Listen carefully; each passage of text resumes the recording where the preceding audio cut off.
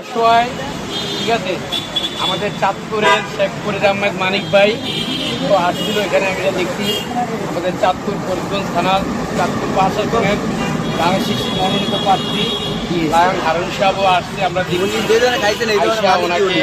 সান্ত্বনামূলক অনেক কথা বলতে বিগত স্বৈরাচার পেচিক এর আমলে তার অনেক ফাইন্যান্সিয়াল অনেক ক্ষতি হয়েছে, অর্থ সম্পদ অনেক হারিয়ে ফেলছে।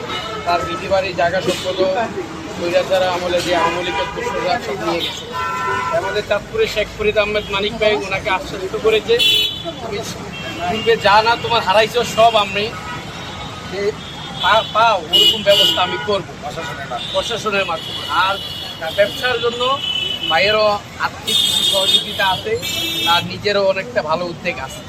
এই জন্য আজকে সে একটা ভালো পর্যায়ে আসতে আগামীতে আশা করি আমরা জনগণের মাধ্যমে আপনারা যারা মিডিয়া ভাইয়েরা আছেন তারাও একটু ওইভাবে আপনারা করবেন, যাতে আশা করি সে নেক্সটে আরও কিছু কামিয়াব করতে পারে।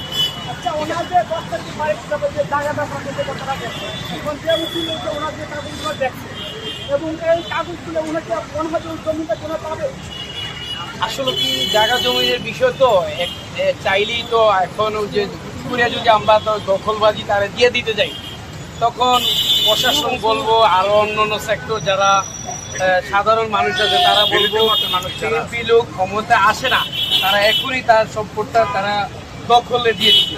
আমরা চাইতে আইনের মাধ্যমে প্রক্রিয়াভাবে যেভাবে আসতে পারে প্রটোকলভাবে প্রক্রিয়াভাবে সে অটো আস্তে আস্তে প্রসিডিং হবে।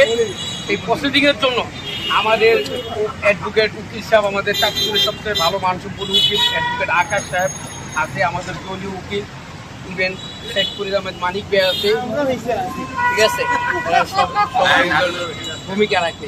এই আমাদের চাঁদপুর আমার এলাকার এক ভাই সাবেক আমার গ্রামের একজন মেম্বার সাহেব, আমার ওয়ার্ডের আমার 9 নং বালিয়া ইউনিয়ন 4 নম্বর ওয়ার্ড বালিয়ার আমার মেম্বার সাহেবও আছে পাশে আমাদের চাঁদপুর। ঠিক আছে, আমি বিদায় নিচ্ছি। আসসালামু আলাইকুম।